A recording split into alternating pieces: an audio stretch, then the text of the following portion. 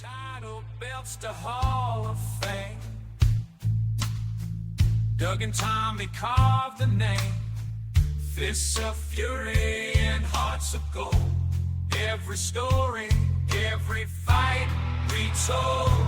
Tales of glory, laughter, and pride. Tennessee warriors with hearts open wide.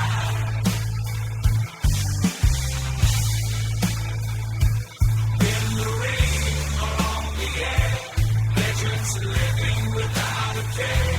On the mic they roar, on the mat they soar. Dangerous conversations, fans wanting more.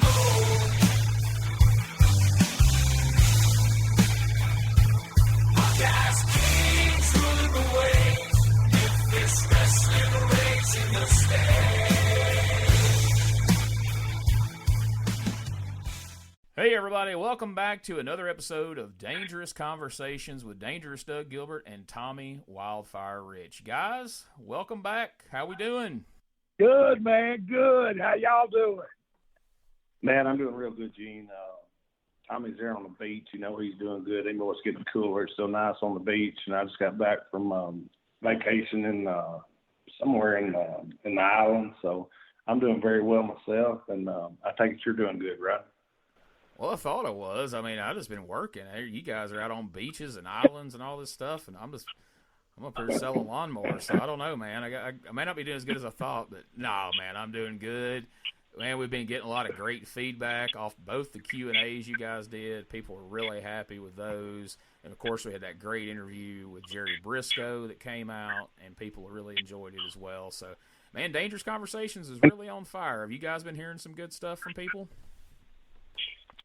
Yeah, I sure have. And I actually going to laugh, but I'll listen to the episodes going down the road and everything. And, man, there's so much more, which I'm sure there is with Tommy too, but there's you could do a month's worth of episodes just with Jerry Briscoe. You talk about, I laughed about some of that stuff he was talking about, but we went into detail on a lot of it, but a lot of it we didn't. And I know Tommy still got a bunch more stories of Jerry's and everything, but like I said, man, that's just such a historical wrestling family that you could talk to Tommy for days about, right?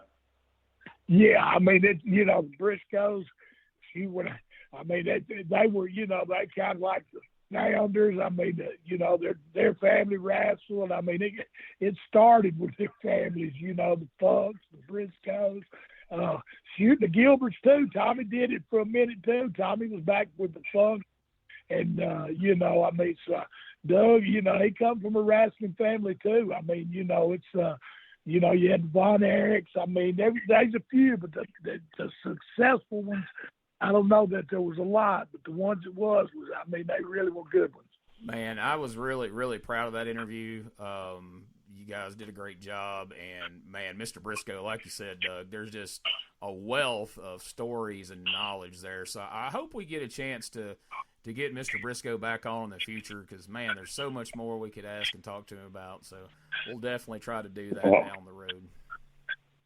Gina, I'm sure there's a lot more, and I know you probably had a ton more questions, but me and Tommy kind of laughed. We was talking the next day, and Tommy said, man, you had a bunch of questions for him, didn't you? I said, I had nothing wrote down. I said, I just had in my head what I thought, just some things I wanted to ask. But, I mean, like I said, there's so many different things, and you're more of a write-down guy and a quiz guy, Gene, that knows everything, where I mean, I'm just in my head. I mean, I'll write down some things, but most things not and everything. But there was just certain things I wanted to ask him, and that's what I kind of asked him. And you come in, you ask him a few things you want to. But like I said, over the years and all the different things that I've seen him and his brother do, it was just a lot of, me and Tommy was laughing about that. I said, man, that just was just the start of stuff that you could ask him.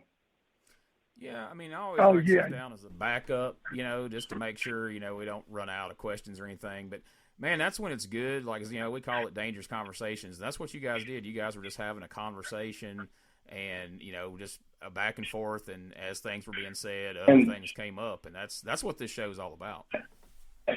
And you know what, Gina, I've talked with Jerry. I texted with him the next day. Then I called him and I said, man, I just want to tell you how much I really appreciate you doing this and how cool it was just you talking with Tommy and Gene and myself. And he said, Doug, he said, I don't do a lot of these. He said, but man, that's the way we done it, the way we did the show. He said, now that's how I like it. Us just talking about, because he said, you know, I mean, we were just asking him, but it was just old wrestling stuff that had happened. He said that's what he really likes, not so much the newer stuff, but the old stuff. And he said he'd answer anything, but he said he had a real good time on there with us. Well, it's cool to get on there with somebody like Jerry Briscoe. That was, I mean, not only was he one of the boys, but he was in the office. He knew how that worked. You know, I mean, he was in Georgia. I mean, he had part of that company. I didn't even know that till not long ago. I mean, he was part owner, him and his brother both. I mean, so they indulged in all. I mean, we just really scratched the surface of Jerry. Did you know, Gene, that Jerry and Jack had points in the company in Georgia? I had heard that in recent years. I've been learning more and more about, you know, well, everybody, but especially like the Briscoes in more recent years. And yeah, I find that very interesting because, like you said, he had points there, and then, you know, he was, you know, in the office in the WWF, and so he really had, you know, two careers almost. He had this great wrestling career, and then also from the office side of things, he had almost an entirely separate successful career. Right, and I think if the truth ever come out, I bet they probably had a few points in the Florida territory. Don't you imagine, Tommy? Yeah, I would think so, because they was a big part of that too. I mean, you know, Florida, Georgia. I mean, they was a who's who down in both of them areas. Well, it was, like I say, it was definitely a fun interview, and I'm proud that, you know, you was able to make that happen, Doug, and I know that Mr. Briscoe was excited to get to talk to Tommy as well. I was hoping to get to, you know, when you were on Stories with Briscoe and Bradshaw, Doug, you know, they were both saying that they wanted to ask Doug what was going through his head the day of the big Power Pro promo. And I was gonna give him an opportunity to ask Tommy that, but, you know, we was having some technical difficulties here and there, and that never happened. So that may be what we used to get him back on the show, is say, hey man, come back on and we'll let you ask Tommy all about that if you'd like. Oh yeah, and he will make sure we got Tommy on good this time, so we can talk back about that story about him running over Tommy. Oh Lord, yeah. Yeah, he was disappointed. We all had something to drink that night. One of those rare nights, huh, Tommy? Sure. Yeah, I found out I wasn't a matador. You leave that to Tito Santana. Yes, sir. Yeah. Well, before we get going, guys, let's take a moment here and let's talk about what you guys have coming up. You know, we recently talked about something I had been excited to talk to you guys about the Memphis Mafia here on the Dangerous Conversation show. And coming up, you know, this next year, it's going to be the 35-year anniversary since the Memphis Mafia came together in the USWA in Memphis.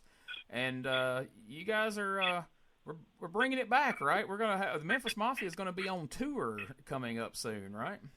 That's exactly right, Gene. And I've had different people to call, and I told them to call me back a lot of them after the first of the year, but we've got some stuff in February, March, I think April, May, and everything. I have to look at my book, and me and you'll have to sure promote all these. But yeah, the Memphis Mafia, and it makes me, I laugh when different people, I used to tell Tommy, people would say, oh, I watched you growing up, and I think you mean you watched my dad growing up or my brother growing up, but I mean, that's cool. I'd still say, yeah, but anyway, now that you say that, and you say 35 years, and the other day me and Tommy was talking about what year he broke in, and I got to think about what year I broke in, and you said that about the years that the Memphis Mafia had been going. I thought, shoot, which I told somebody the other day, I said, which it don't bother me none, age don't to me.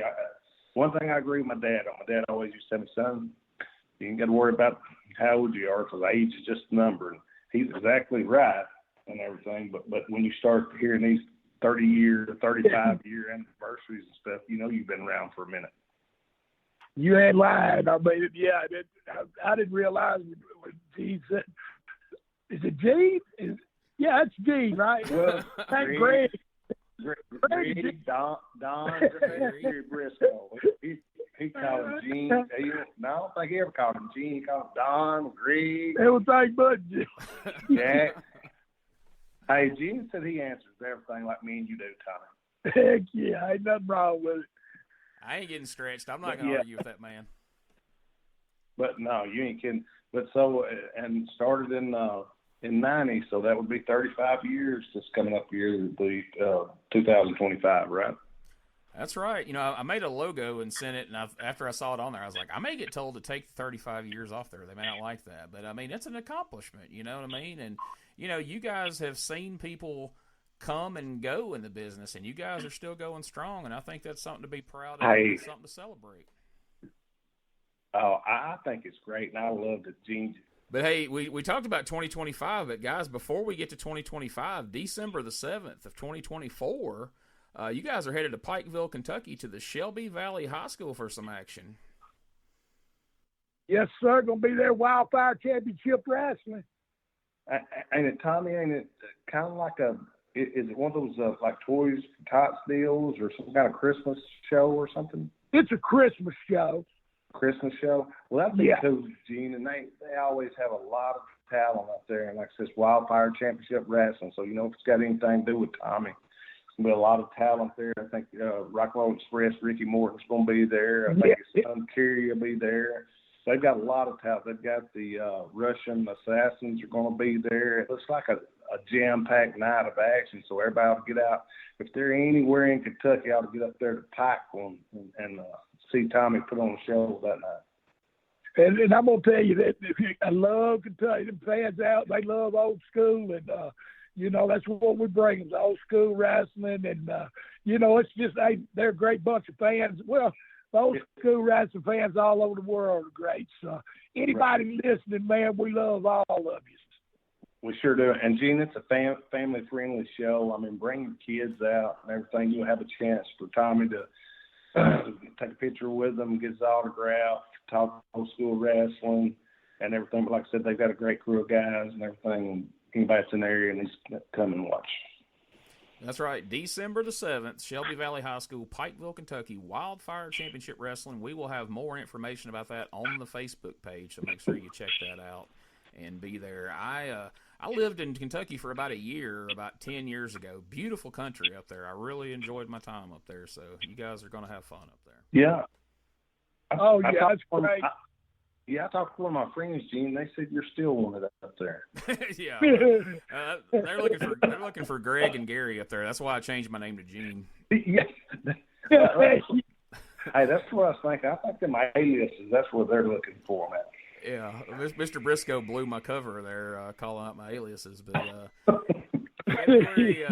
February 1st, 2025, you guys are coming to Wynne, Arkansas. Going to be one of these big fan fest and a wrestling show going on, and we're going to have more information about that in the coming weeks here on Dangerous Conversations. You ain't kidding, Gene. We sure are. But I mean, I can already tell you if all this takes place, I'm sure it will.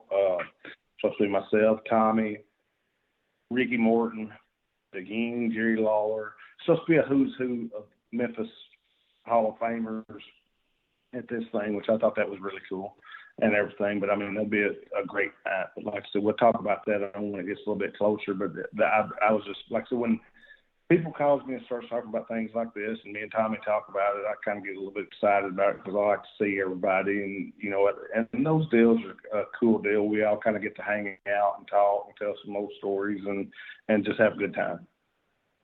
Well, and that is. I mean, that's a big part too. You know, used to it was all just about going to the wrestling and entertaining the wrestling fans, and now. That we're about like dinosaurs, especially me now. You know, it's always good to go and see some of the other guys that, you know, was on that road, on that journey with us, and we're still alive and kicking. Man, we're very blessed. And here's the thing, after Tommy says that, Gene, is any time that you get the names like Tommy and Ricky and Lawler and I say those guys and knock on wood, I got to come up after them So knock on wood, I'm not the youngest of them anymore, but I'm kind of the youngest of that bunch.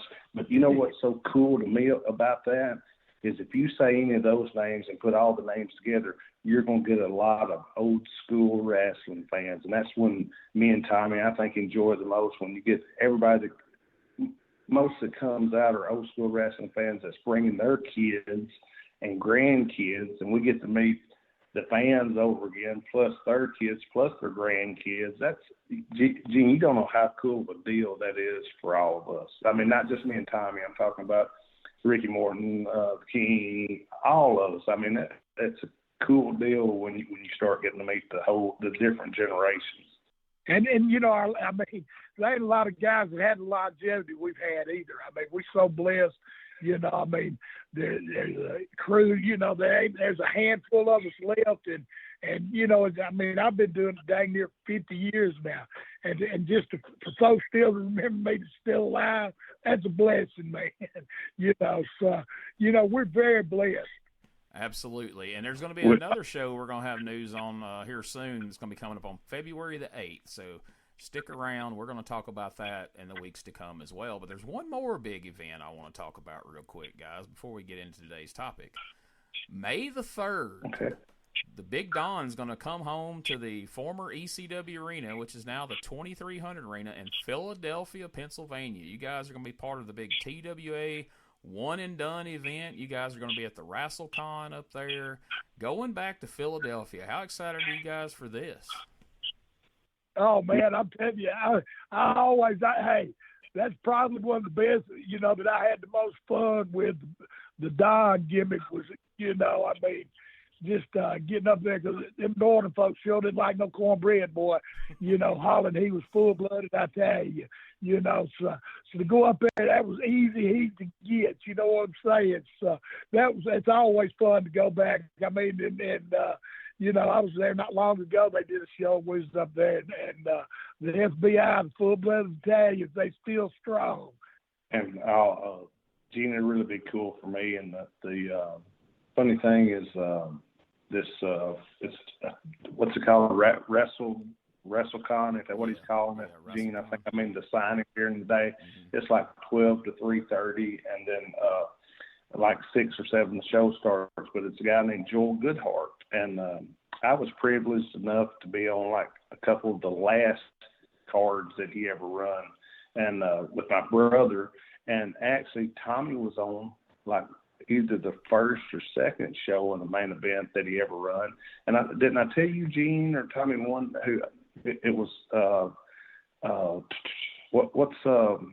I told one of y'all who Tommy worked with. It was Slater, and I think it was Tommy against Dick Slater with. That was me. You sure did, because I didn't remember. You asked me, and I remember working for Joel, but I couldn't remember who it was. Yeah, it was Tommy against Dick Slater, Gene. Unless I'm saying this wrong, and you tell me if I am. With what was Shane Douglas's uncle's? What was his name? Troy Martin's uncle. Or you know who I'm talking about, Gene? That worked in the WWF. He was special referee of Tommy and Slater, I think's match. Dominic. Oh, DiNucci. I didn't know that was his uncle. Oh, Dominic. Yeah, that was Tommy and I think Slater's special guest referee. And you know, he was really over up in that part of the world. Oh, absolutely. Yeah, he was a big star up there. Well, that's cool. And the guys I had a chance to work with would have been when my brother was wrestling Mick Foley, and they was doing all the different extreme type matches, and then in the cage match, I run down and jumped over the cage, and then they had a guy come out and he ripped the door off the cage, and that guy would have been Bam Bam Bigelow. So I mean, there was this Joel. He had a ton of talent that came through the years. Like I said, Tommy and Slater there at the start, and then towards the end, my brother and the rest of them and everything. So I mean, it's kind of a cool deal, and it's TWA, right, Gene? Yes, sir. TWA, Tri-State Wrestling Alliance, the predecessor basically to ECW. And yeah, Eddie was a big part of those shows. Those matches he had with Mick Foley and some matches he had with Terry Funk got a lot of buzz at the time. I remember being in Mississippi and reading about those in the magazines, what a big deal they were. And so I know Joel's really excited to have you guys there, and he's actually going to be coming on this podcast in the future to not only promote that show, but to talk to you guys about TWA and about, what a big role Eddie played there. Well, I'll tell you one thing. It seems like me and Tommy are going to be in a match against two of what they call the ECW originals, and we'll see which originals that is. One of them, Shane Douglas, and I'm hearing the name of the other one, but I won't say it just yet, and we'll hold off on that. But, man, it seems like they're putting together a big afternoon and a big night of wrestling there at the 2300 Arena. Well, I may have to I'm gonna tell you what, I gotta find my way there. I've got to be there for this, so we're gonna figure something out. Well, that's a live building for wrestling and the autograph signing, man. I mean, it's just that building, man. It's got so much history in it that it's always great to go back, and the fans they bug wild too. Yeah, Gene. I was going to say, we need to get you away up there. We'll have to rent you a crop duster or something like that. That's what it's going to take, because old Gene can't afford a plane ticket, so I don't know what we're going to do. We're going to have to stow me away on a train car or some shit. I don't know, but I got to find a way to get up there. We need to make me the biggest Don, or the fattest Don, or the last Don, or something. Your manager. As Memphis Mafia takes on Team Extreme, franchise Shane Douglas, and a mystery partner. How fun is that? That's old school right there in itself. A damn mystery partner, man. How long has it been since you've had one of those guys across? Ain't heard that in eight. That's right. So Hey, all I have to do, Gene, is get Tommy to say something about politics in the ring, and then Shane Douglas to talk for 90 minutes, so we wouldn't have to do much. That's right. I shouldn't have said that. Hey, I shouldn't have said that, because I'll have to call Shane in a week or two and tell him I want him to be on here, because he sent me a text. He said anytime we wanted him, he'd come on here with us. Well, all right. Please, nobody mention politics. That's the last thing the world needs, is another political podcast out there that lasts 6 hours. I heard that. All right, guys. Well, if anybody's listening to this, the day it drops, and most people do, we have big numbers on the opening day. It's the day after Thanksgiving, so we hope everybody had a really great Thanksgiving. Hope Doug, Tommy, I hope you guys did as well. And I thought it would be timely for us to talk about, over the years, there's been some really big wrestling cards that took place on Thanksgiving. And, Tommy, you were a mainstay in Georgia Championship Wrestling, and they were famous for their big Thanksgiving events. They'd have those tag team tournaments for years. And I just thought we'd maybe discuss some of those cards, like talk about, what match, you guys were in, and talk about a few of the other matches on the card, and to see what it, when you do these Q&As, you hear names, you hear things that, sparks up memories and stories, and I thought this would be a good way to do some of that, and it would be timely because it was just Thanksgiving. What do you guys think? Man, that sounds like a winner to me, Gene. Yeah, we had a great Thanksgiving. I know Tommy did too. Me and him have talked about it and everything, and this is a great time of year. I mean, between, the difference in the years is years ago you stayed busy on the road every day. Now a lot of times these last, say, 8-10 years, like around between the week before Thanksgiving and say to Christmas or the week after, we finally get to stay home a little bit. We're used to. We just eat when we could and called it Thanksgiving, and we had Christmas when we could and called it Christmas, whether it was Christmas Day or whatever, because we had, like you're saying, to talk about these Thanksgiving shows, we also had Christmas shows on Christmas Day every year, and we might have one, we might have two. But man, like I said, it's a great Thanksgiving for myself and Tommy both, and but yeah, I'd love to talk about some of the shows and some of the stuff he pulled up. And these shows Dude, I'm gonna tell you something. Well, right? Because I mean, you eat this big meal, you're sitting there and you're bored now, so it's like, hey, let's go to the wrestling, Well, I don't know if they're bored or not. I think they just want to get out of the house, come watch some doggone wrestling, Gene or Gary, whatever your name is. Well, I'm saying, we've all ate. That's the event for Thanksgiving. There's no presents. There's nothing else. Like, you eat the food, and it's like, all right, now what? And they're like, well, hey, wrestling's going on. And they're like, oh, hell, we got to go do that, right? So. Oh, and you can't imagine. I mean, I would get, come to the matches, and you don't know how many plates of food that I would get that where Granny brought me a plate of their food, man. Yeah, that was a good time of eating for me. Oh yeah, there was always plenty for all of us, Gene. I mean, there was plenty at home. We got to stop by home and eat if we wasn't on the road flying. I mean, if we was driving and everything, we'd get us something at home. But if we wasn't at home too, if we was off somewhere, I mean, just people would come to the shows, which you'd laugh. And these days, people say, "Well, surely y'all didn't eat it or nothing." But believe it or not, we did, didn't we, Tom? Yes, sir. Yes, sir. And too, G, you got to realize, and in the days like we're talking about, all your angles still went on, and I mean there was still hot stuff going on all the time. I mean, as far as angle-wise stuff and everything, I mean, there still people wanted to come and see it. And I mean, it was holidays and everything, but I mean, your angle-wise and booking-wise, it went year-round. It didn't stop for Thanksgiving or stop for Christmas. So first off, we're going to go back to November of 1977, Georgia Championship Wrestling. 11,000 people have packed the Omni in Atlanta. And we're not going to go through the whole card, but we're going to pick out a couple matches here that I find interesting. Opening match on this card in 1977, a guy we've talked about on this show quite a bit, Doug. Jerry Stubbs defeated Randy Savage. Man, what a match that had to have been. Oh, and you know, Jerry Stubbs, he was a local Georgia boy. I mean, and I guess that's when Randy, you know, that's before he became macho. He just started. I guess he just come out of the minor leagues and was started there in Georgia.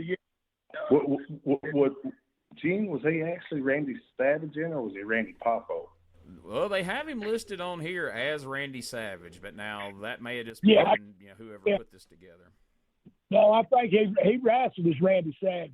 Okay. Well, I mean, I know he did, but in the early when he just started, he started as Randy Poffo, I think, when he first started. That's why I was just asking.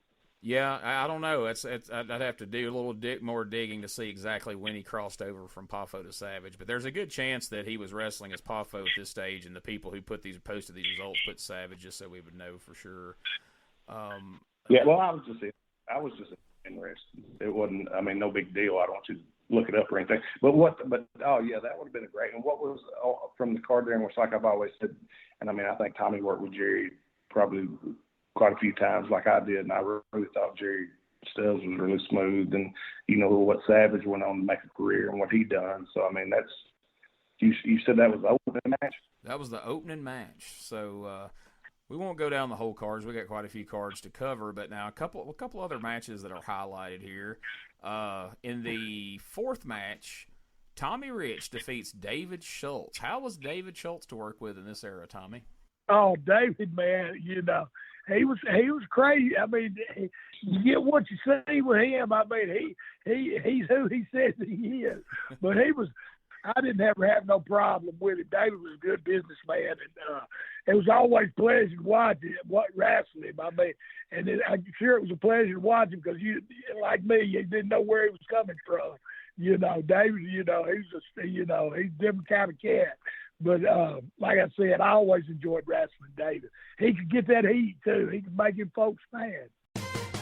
Hey everybody, Gene Jackson here, inviting you to check out the Retro Wrestling Review, where each week I'm joined by some great co-hosts who help me review classic episodes of USWA Championship Wrestling, and right now we are doing week-by-week reviews of 1993.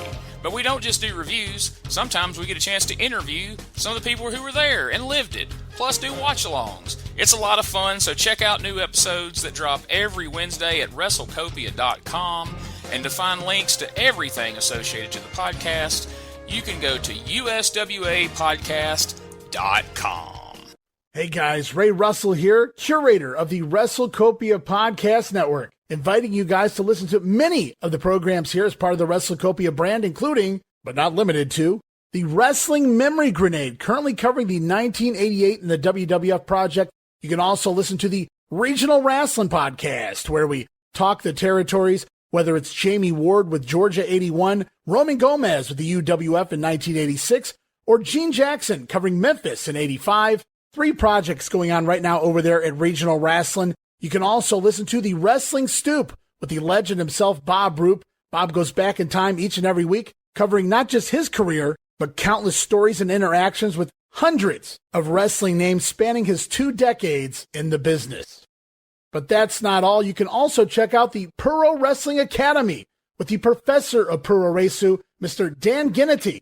Dan and I go back in time and cover the history of Japanese professional wrestling in the English language. And you can listen to all of those shows and more, all part of the WrestleCopia Podcast Network, located over at WrestleCopia.com. That's WrestleCopia.com, and anywhere your podcast streaming needs are met, from Apple to Spotify, Pocket Cast, and beyond. And while you're at it, why not subscribe to our social media guys for all the latest goings on here at the WrestleCopia Podcast Network. Plus, I'm constantly adding old school video clips and pictures from throughout wrestling history. You can follow us over on X, formerly Twitter, at Wrestling Grenade. That's at RASSLIN Grenade. Also, follow and like me, Facebook.com/Wrestling Grenade. And why not subscribe to YouTube.com/Wrestling Grenade. So if you're looking to support that next up-and-coming podcast brand, please consider making it WrestleCopia. So another interesting tag match on this card. Dick Slater and Mr. Wrestling 2 defeated Ole Anderson and Stan Hansen. I bet that was an interesting match, wasn't it, Tommy? Yeah. But I mean, because Dickie and Wrestling too and wrestled each other. You know, they had their whole little deal they did, and then Dickie they teamed up. Of course, Stan and Ole that was a hot tag team too. So that I don't remember the match. I mean exactly, but I know it had to be a heck of a match. Somebody, you got some tough guys in the ring and all that. And then in the semi-main, you got the Big Cat Ernie Ladd and Thunderbolt Patterson defeating Pac Song and the Sheik. So that had to be something to see. The Sheik. Yeah, that's the classic there. Ernie Ladd, I can always remember. Yeah, you egg-sucking dog, I'll beat you, dirty white socks. I remember cutting promo, and I can remember that as plain as day. I'll beat your dirty white socks off, you egg-sucking dog. and you know, one of the funny things, Gene, is that, you know, everybody's done the deal. Like Eddie did with Lawler, Eddie being the king, and a lot of people have done it and everything. But one of the funny things that I'll remember, and it wasn't here, but it was in Louisiana, was Ernie Ladd coming out wearing a crown. But, you know, one of the crowns just like Lawler's. But I will never forget that as far as, I mean, just in my head, you know how, you know, damn, Ernie was, what, Tommy, 6'7", 6'8", 6'9"? 6'9", standing up, I bet. Hey, he's a big guy, Gene, intimidating, and like Tommy said, he could cut a promo, and I mean, man, there's nobody not believe. I mean, everybody believes. Those boys he had too. Yeah. And Gene, he played pro ball too, right? Yeah, he did. He was quite the athlete before he made his way into professional wrestling. And so I'm assuming here they defeated Pac Song and the Sheik. I'm assuming Pac Song probably took the fall here. Did you ever work with the Sheik, Tommy? Are you talking about the original Sheik? Yeah, this is the original Sheik. This has been 77. Eddie Parker. Yeah, I wrestled him a couple of times. Matter of fact, to Parkersburg, West Virginia, I flew in, and it was a National Guard Armory, and that's when Eddie was, you know, the Sheik was, the territory wasn't doing as good, and Mr. Barnett sent me up there.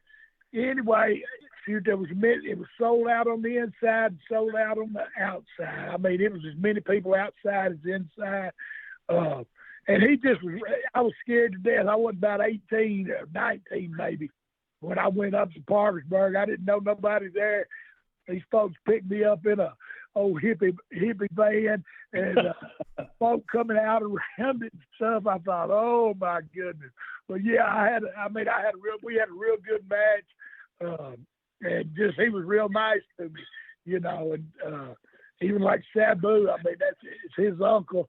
And when I went to ECW, you know, Sabu told me that he always spoke nice of me. Me and Sabu got along, you know, when I first went up there. Sabu's one of the folks, you know, you always find somebody you know, and he wasn't no stranger. Well, that's cool. The Sheik's a fascinating guy. Brian R. Solomon wrote a really interesting book about the Sheik's life and career, and you know, if anybody gets a chance to read it, it's highly recommended. So, So we're not going to go through every year, but we are going to jump ahead to the next year, 1978, Georgia Championship Wrestling, back in the Omni. We packed another 5,500 people in here. It's 16,500 people, and this year we're having a Georgia Tag Team Title Tournament. Tommy, you're teaming up with Rick Martel. Hey, Gene. Mm-hmm. You said 78, right? Yes, sir. I was 9. How old was you? I was 1. I was born in July of 77. I don't think you got the wrong date. I don't think I was about 10, but damn. Hey, I think to say on that last one, he said, Tommy, I think I was 7, which I don't get off the beat bad. So I was 1. Doug was 8. Tommy was like 10 here, teaming up with Rick Martel. They defeated Alpha and Sika, which was impressive at that age. Yeah, Rick, hey, I tell you what, though, Rick, we teamed up there for a little bit there in Georgia. And, he's another fellow that just always was very nice. I mean, and, you know, guys talk about guys, but I don't know, I just stayed to myself. And everybody that I did business with, I mean, I always got along, never had no problems. I'm pretty lucky there, too, because I know sometimes some did. But then again, Gene, see, I think all that goes back to Tommy listening and being a smart guy, keeping his mouth shut, listening to guys. Do you not think, Tommy, I mean, respect? I think the guys saw that Tommy had respect for him, and Tommy understood that, you know, what kills me about a lot of guys, the guys they face, whatever you want to call them, is, I mean, what do you think the heels are going to make you look like if they don't respect you and don't like you? Do you think they're going to make you look good? Absolutely not. And I mean, Tommy kept his mouth shut and was respectful to all of them. So how do you think all those guys wanted to make Tommy look? Right. And that is true. You know, Chief Wahoo McDaniels, he told me one time, he said, Tommy, he said, I'm like a damn, don't none of these baby faces like you. He said, you make sure them heels like you, because that's where your money's at. Yeah, Wahoo told me that a long time ago. But I was a kid when I broke into business. It was always yes or no, sir, anyway, because I was talking to adults, you know. So it was, I was just like, it's yes or no, sir. I mean, very respectful. But I was brought up that way just like Dougie. I mean, you know, and then you get guys, I mean, some guys, they want to tell you everything and don't know nothing. I was working with guys that been there and done it and was helping me do it. So why should I even chime in, you know? I mean, if they ever ask me, did I have any idea, I might have a little idea. But, you know, 99%, I just kept my mouth shut and went out and listened and had a good, you know, had a hell of a match. Absolutely, that's the way to do it, and it's clearly has served you well, Tommy. So we're going to run through. I'm fascinated by this tournament, so we're going to run through all these matches. It's not a lot of them, but I'll just kind of blow through them. But if you hear a result you find interesting or a name you want to comment on, by all means, please stop me. Second match of the first round, the Masked Assassin and the Masked Superstar defeated Bugsy McGraw and Rufus R. Jones by disqualification. The Freight Train? That's the one. Yeah. That's him, man. Me and Tommy, I talk about Rufus R. and a lot of people don't remember. Like my brother used, I think it was Burhead after he up 10 years, like during the Continental days. Do you remember on TV, Burhead Jones being on TV, Gene? Yeah, I do. I remember that angle they did with. Yeah, well, that's what I'm talking about. I mean, like, and Rufus R. and Burhead, but I mean, man, they was both over. Which I mean, like I said, I won't talk or we won't get through all this stuff, but it's funny you saying that because I talked to Tommy about them guys and them being over and everything. How he always had a lot of respect for them. But no, man, by all means, anything that comes up, please do talk about it because I mean we'll get through a couple of these cards, but there's plenty of Thanksgivings ahead that we can do more of these. And we ain't trying to blow through all the different cards. I was saying I'm a big fan. You said Super Destroyer and the Masked Assassin. Tommy, would that have been Jody Hamilton or who would that have been? I don't know. I mean, I remember Super Destroyer. I mean, that's the only one I ever knew. That I mean, of course, we had a couple that did that, but I mean, I think it would be Jody that's who I would think it would be. And who would the Super Destroyer have been, Gene? That would have been. This was Superstar. This was Bill Eadie. Also, Oh, they've been, yeah. See, they teamed up. That's where you threw me. That was Super Destroyer. That was Scott Irwin. Okay, I thought that was right. Okay. Yeah, Bill Irwin's brother. Right. So then in the next match, we were talking about these guys earlier. Jack and Jerry Briscoe defeated King Kong Mosca and Pac Song.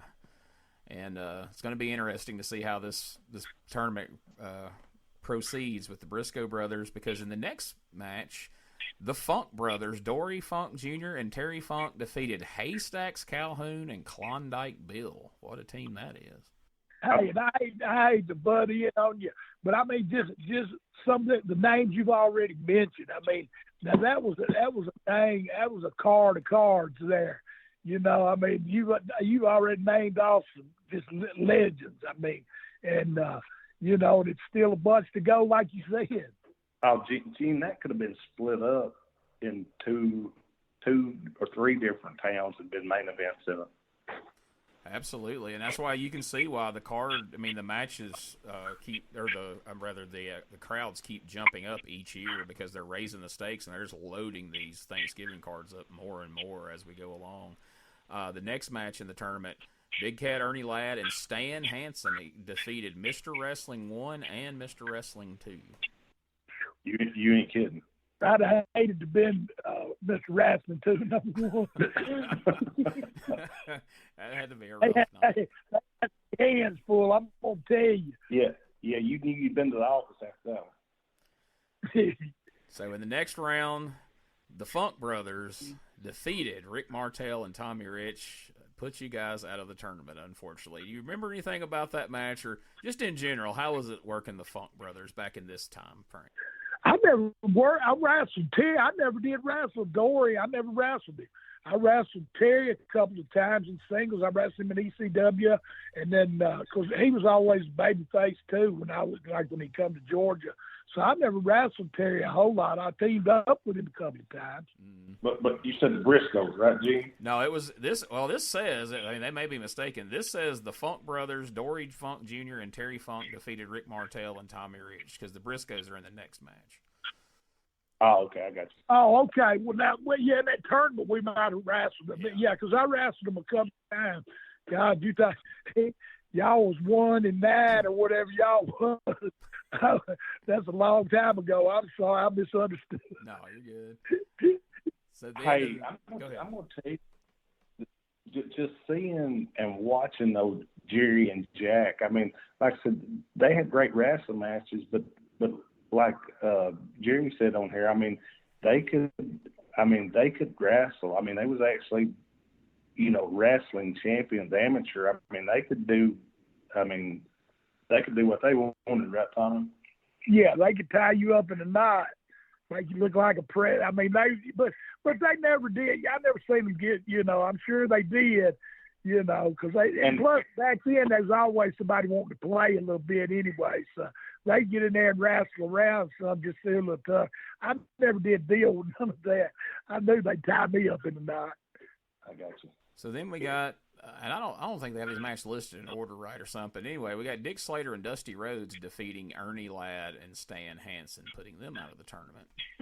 Well, that'd have been a foursome for sure. The Funk brothers defeating Dick Slater and Dusty Rhodes in the semifinals. And then in the finals, when it came down to at the end of the night, I mean, you couldn't pick a better title match to end the night. The Funk brothers defeated the Briscoe brothers in the finals to become the Georgia Tag Team Champions. Is that right? No, you couldn't have topped it out no better. I mean, you couldn't go wrong with that lineup anywhere in the world. Now, I said we weren't going to go in order, but we're gonna hit 79 real quick, just because this main event, or semi-main event, I should say, I want to ask Tommy about and see if he remembers it. But we're going to hit upon a couple of other matches. There's another Georgia Tag Team title tournament. Apparently, the Georgia Tag Team titles always seem to get vacated around Thanksgiving by some stroke of luck or circumstance, I suppose. Funny how that worked out. But one interesting match I see here as a part of the tournament, Austin Idol and the Masked Superstar with Bobby Heenan defeated Stan Hansen and Wahoo McNeil. Is that right? That had to be a match, too. Yeah. God, Wahoo, man, you talk about a crazy cat. He was, hey, if he didn't like you, he didn't like you. But if he liked you, of course, sometimes you think he didn't even like you if he liked you. I don't know. But, yeah, that had to be a heck of a match. I feel like Idol probably had Superstar in for a lot of that one because you didn't get a break in that match. Whether you had Hanson or McDaniel, it was going to be a tough night either way.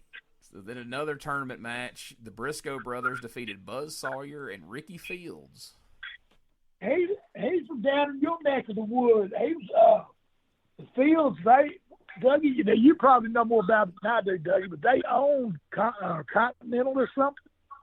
Yeah, I was trying to think of what the it wasn't Continental back then.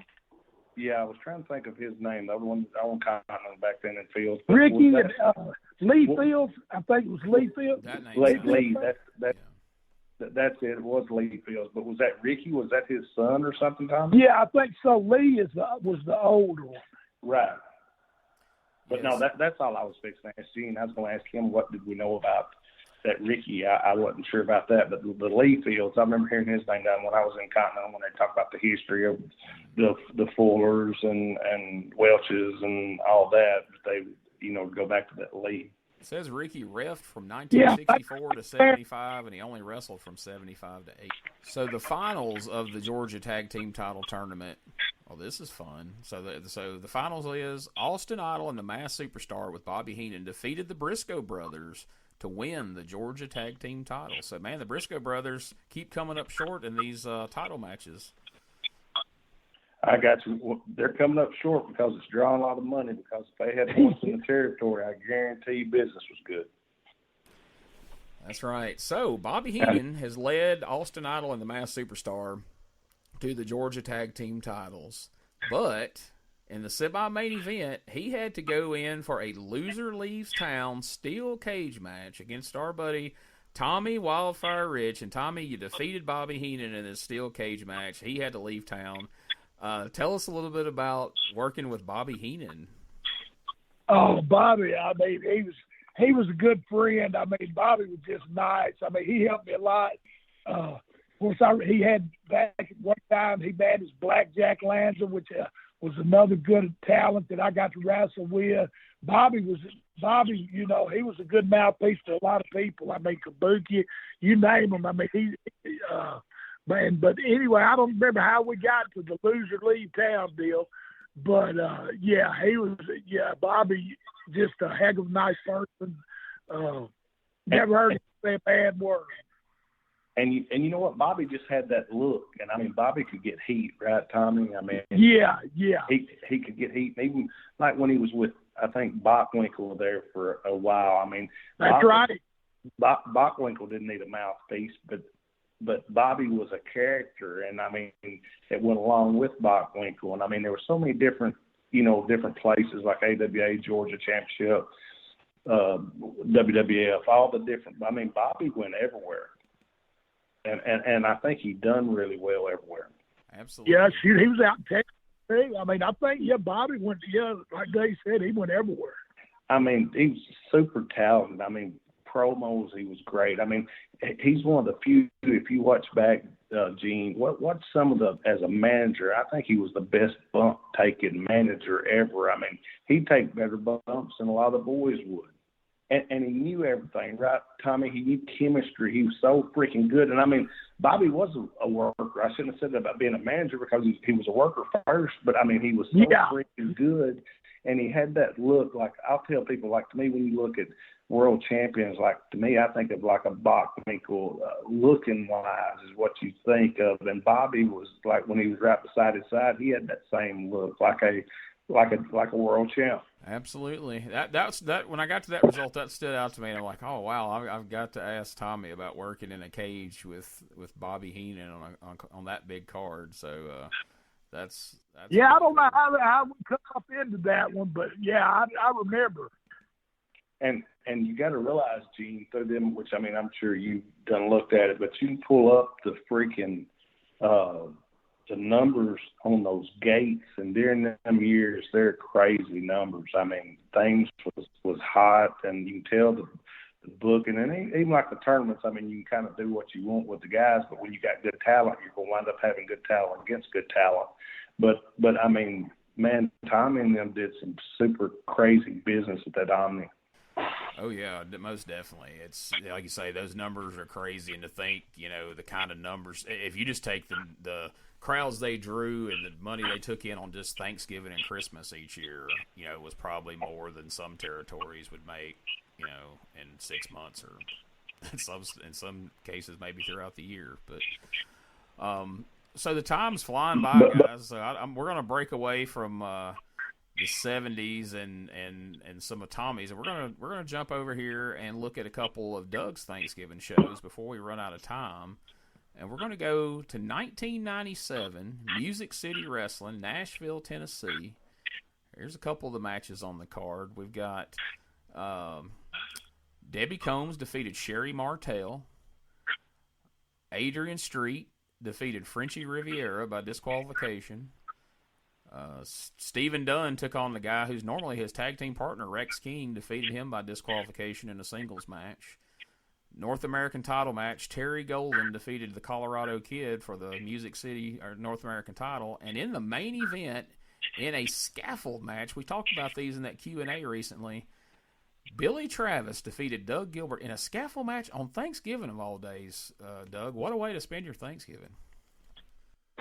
You ain't kidding about 20 foot up in the air at the Nashville fairgrounds. But no, I actually do remember that. I remember working a program with Billy and everything. Man, Billy was a great guy. He was always nice to me. Everybody's got different stories, but Billy was always really cool to me and everything. He's just to me, I mean, like me and Tommy, a country boy, he's just from Kentucky and everything, but Billy was always super nice to me. And that was a cool run there in Nashville. And they'd run the territory that Music City Wrestling would run all around Nashville, like from Nashville, say, to the river, which, I mean, the river, they'd run about 100 miles each direction from Nashville and everything. And, I mean, Bert Prentice was a old-time Southern promoter, and, I mean, he promoted hard, and me and Tommy both worked for him. Tommy, I worked for him a lot around here from Tennessee, Kentucky, Mississippi, Arkansas, but Tommy's worked for him often. Shoot, who knows where was Tommy could tell you, but I mean, he'd go anywhere he'd go, he'd set up shop. And he would go, yeah. He'd set up shop in about a week or two from whenever he would get wherever he was going, Tommy, and he would run about anywhere in the country, wouldn't he? Yeah, Bert, I tell you.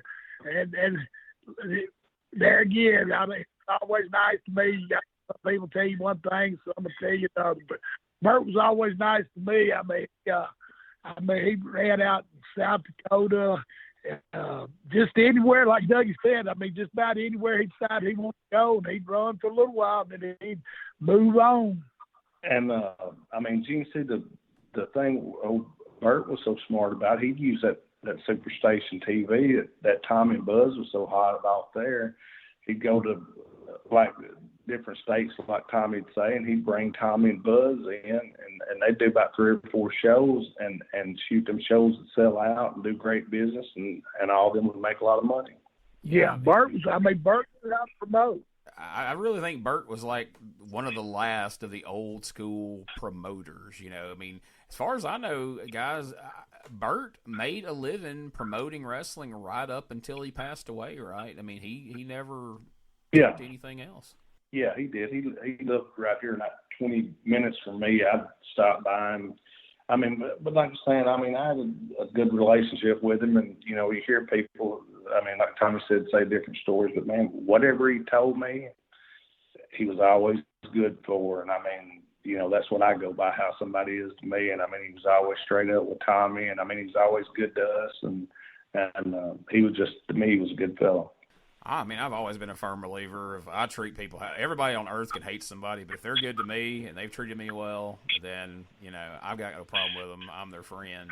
And I know you guys did some big shows for Bert and, you know, towards the end of his time promoting and towards the end of his life, you know, over there doing Angle Steel with Lawler, you know, doing cage matches and some of that stuff with Matt Riviera and everything. So, and that's all out there on the internet. If you just want to go out there and look it up, you can still check that. Hey, Gene, you're going to have to look this up for me. Somewhere in that Music City stuff, my wife pulled a picture up the other day and showed it to me, and it was me and Tommy actually wrestling each other, and it looked like she said, I think you're about to kill Tommy in this picture. And I said, what are you talking about? And she showed me the picture, and Tommy looked like he was about to bleed to death. There was blood from his top of his head to his toes.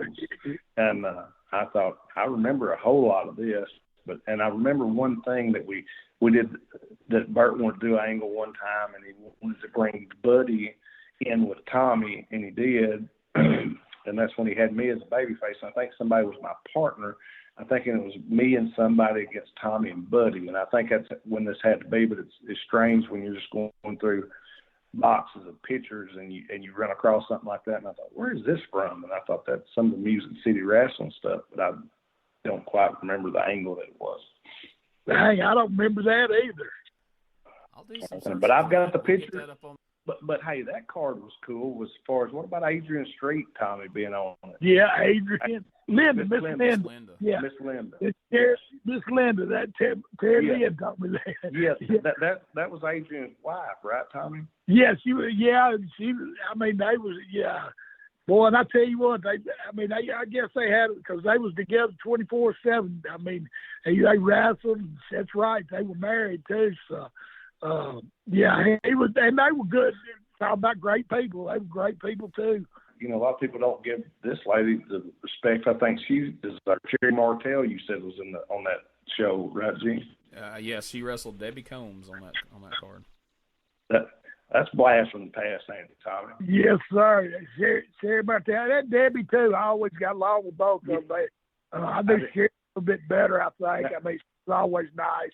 Yeah. Now you know that Debbie Combs is a bounty hunter now, right, Gene? So you better watch her.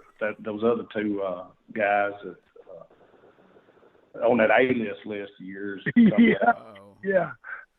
Yes, as I call this from Kentucky right now, I'm definitely not anywhere in Alabama, Miss Combs. So don't come looking. There you go. So one more card from 1996. This is an IWA Mid-South card on a Thanksgiving 11/28/96 in Louisville, Kentucky at the Derby Sports Arena. This is called IWA Mid-South Blood Feast 1996.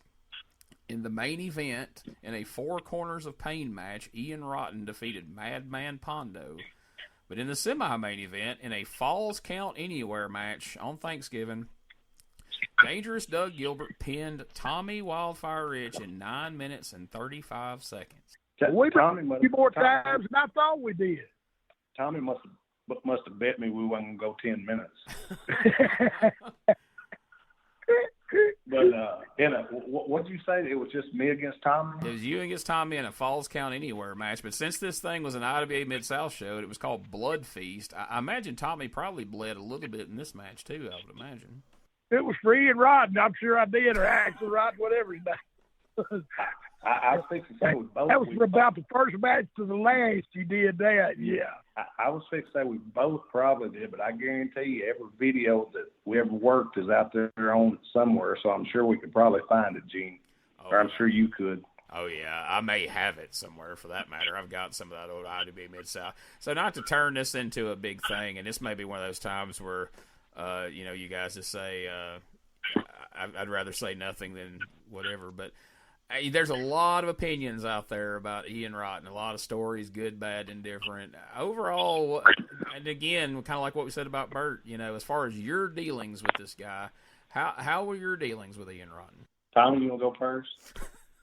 Well, he always paid us our money, I mean, was I a fan? I mean, we didn't go out and eat together, nothing. Right. I mean, but I mean, he always did what he said he was going to do, and there again, I mean, that's, like you said earlier, you treat people the way you want to be treated. He never treated me, he's always treated me like I want to be treated, and I treated him the same respect. So, and like I said, the main thing is he always paid us our money, so. Yeah, well, you know what, I always got along fine with Ian. He's said a few things over the years, but shoot, who everybody does. I was scrolling through my phone. I was going to send you a picture, Gene, which I had what you probably said, why didn't you send me this for? But it's a picture somebody sent me of me, Ian, and Axel, and I'll look for some other time. But anyway, I always got along fine with him.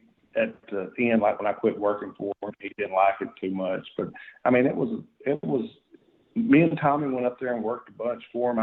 As when the USWA was shut down, once it was sold, I'd go up there like every other. I think it's Thursday he run on. I was going to say Tuesday, but I think it was Thursday maybe he run on and worked for him. And he done good business. But I mean, like a lot of people told me when the promotion was sold and it was closed and everything, they was trying to tell everybody don't go and don't make them credible. They didn't want us to make anybody else credible. And I thought, well, if you're not going to be running there, and are you going to pay me? And that's what I wound up telling them. I said, you going to pay me $1,000 a week or something to not work for people? And then they said, well, you don't have to. I said, no, I don't have to. I said, but when I want to fill dates and when I'm not in Japan, when I'm around here, and I like Louisville and everything, I like to go up there. And I think it really helped myself, Tommy. There's a few of us that really helped them. And I mean, I think it helped get the crowd that we drew over to the crowd that they drew. But the good thing, he would bring in some good guys, and it gives the Louisville fan base option to see some different guys and everything, and they get to see us also. So I thought it was a positive deal. Like I said, over the years, he's said a few things, and but everybody says things and stuff in this business. Oh yeah. IWA Mid-South. I talked to American Kickboxer the other night. Izzy High interviewed him for the YouTube show, and he flat didn't want to talk about Ian at all. And that's kind of how he came up. But we talked about a lot of people. It was a good mix of guys like you guys who were stars, and then young guys who end up going on to be big stars, and some that are even on TV now. So, taking Ian, people's personal opinions and thoughts of Ian out of the mix, IWA Mid-South at least served a purpose for the business, I think, overall. I mean, it contributed some bad stuff, but I think overall it contributed more good stuff than bad. Well, I mean, here's the thing, and I think Tommy would kind of go along with this. You want to hear people say, well, Ian didn't do this guy right or didn't do that guy right. Well, shoot, Gene, how many people do you hear in the business that say, I mean, some of your most popular people in the world, oh, they didn't do me right, or they didn't do this one right. It's not, man, we're all grown men. I mean, everything's not going to go your way every time, but I'd like to say me and Tommy are business guys just like the rest of the people are. But now, you could say whether something is done, maybe we wouldn't say it was right, but is it our call to say it's right or wrong? You know what I mean? I mean, as far as I know what I want to do myself to make my stuff right, and I know what Tommy will do to make his stuff right, but I mean, we're not all the same.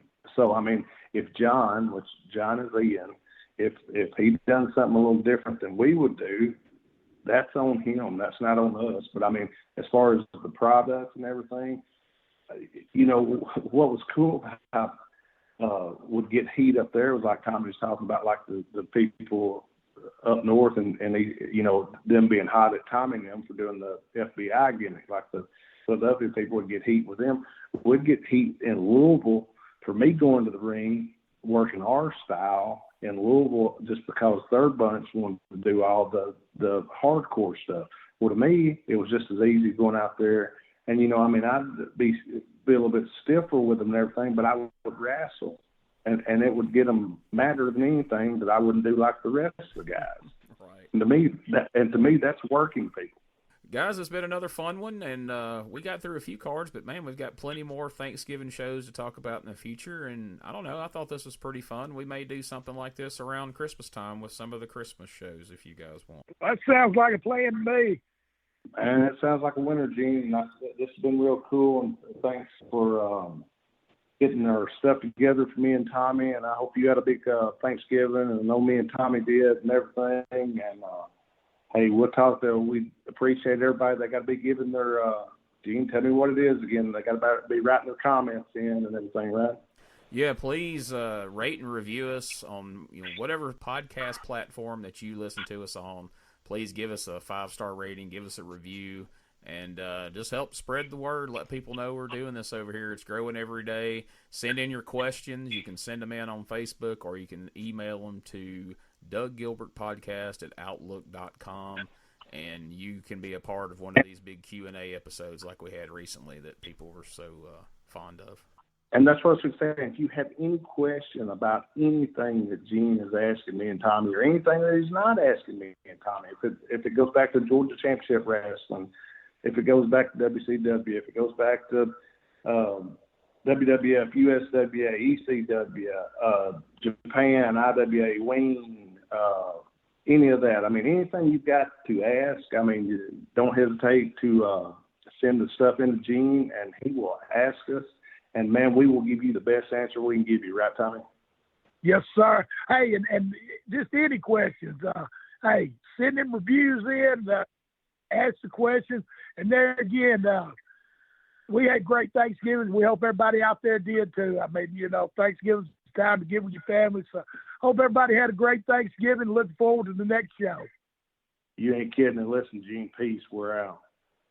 Before we get out of here, I just want to take a moment to remind everyone, if you have an upcoming wrestling show, autograph signing, collector show, Comic-Con, or any event or booking that you would like to inquire about the services of Dangerous Doug Gilbert and or Tommy Wildfire Rich, just send us an email at DougGilbertPodcast@Outlook.com, and someone will get back to you as soon as possible to get more information on your event and do the best we can to make that happen. Also, if you are interested in advertising your event, your business, your product to the listeners of Dangerous Conversations, as well as to promote your event, business, or product across all our social media platforms, you can send that inquiry to DougGilbertPodcast@Outlook.com. We would love to work together with you to get that out there to the listeners of Dangerous Conversations. Remember to check out DougGilbertPodcast.com. There you can find links to all things related to this podcast, as well as Doug and Tommy themselves. You'll find a link to the Dangerous Conversations Facebook page and the Dangerous Conversations Twitter, now known as X. And we're always posting content daily, involving the Gilbert family, Tommy Rich, all sorts of things from their career. We got magazine articles, videos, pictures, you name it. We're posting new content every single day. Make sure you follow so you don't miss out on any of that. Plus, you can follow Doug and Tommy's personal Facebook pages on there. Dangerous Doug Gilbert. You can search that on Facebook. You can also search Tommy Wildfire Rich. They both have Facebook pages. And Doug does have an X page as well, and you can follow them there. But if you really want to help support, you can go to the Gilbert Family Pro Wrestling Tees store, which there's a link to there on the DougGilbertPodcast.com, and you can find T-shirts of Doug, Eddie, and their famous father, Tommy Gilbert, as well. Also, Tommy Rich is going to be having some T-shirts coming up very soon. Follow him on Facebook. We'll be talking about them here. But look for some cool new Tommy Wildfire Rich T-shirts coming out soon that you can partake in as well. Also, if you've enjoyed the show, please subscribe, rate, and review the show on the platform of your choice. It would really help us in building up the podcast for the future. Plus, it helps us know what you like, what you don't like, where we need to take this podcast moving forward. Also, if you want to see a whole bunch of matches, promos, and angles, a lot of the ones that you're going to hear us talk about on this very podcast, you can go and subscribe to our YouTube channel, youtube.com/@RetroWrestlingArchive. Of course, it's linked right there at DougGilbertPodcast.com, and you will find a ton of matches featuring Eddie Gilbert, Tommy Gilbert, Doug Gilbert, Tommy Wildfire Rich. There's playlists of all them that feature hundreds of matches of each of them. So make sure you go check that out. And not just of them, there are thousands, literally, at this point, of videos from wrestling from across the territory days, you name it. If we don't have the video uploaded to our channel, we at least have organized you a playlist of just about every territory, every show that's out there. You can find it in one convenient location there on YouTube at the Retro Wrestling Archive. Plus, don't forget, you can find all things related to my popular Retro Wrestling Review USWA podcast at uswapodcast.com. And last but certainly not least, we are proud to be a part of the WrestleCopia Podcast Network. Go on over to WrestleCopia.com to check out all the great pro wrestling related podcasts and various content that our friend Ray Russell provides you. You'll be glad you did. So thanks for listening, and we'll catch you next week for another episode of Dangerous Conversations with Dangerous Doug Gilbert and Tommy Wildfire Rich. In the heart of Tennessee, born with pride, Doug and Tommy taking rings in stride. Memphis legends never backing down. Wrestling warriors, they wear the crown. You scurry away, glory in their veins. Fighting legends breaking chains. In the squared circle they made their name. Podcast champions, it's their claim to fame. On the mic they rode, on the map they soared. Dangerous conversations, fans wanting more. Podcast kings ruling the waves. Memphis wrestling raising the stage. From title belts to Hall of Fame, Doug and Tommy carved the name. Fists of fury and hearts of gold. Every story, every fight retold. Tales of glory, laughter, pride. Tennessee warriors with hearts open wide.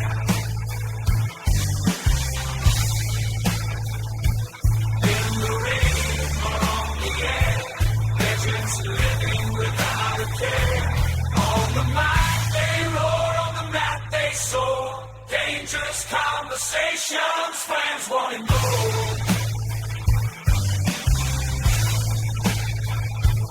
Podcast kings ruling the waves. Memphis wrestling raising the stage.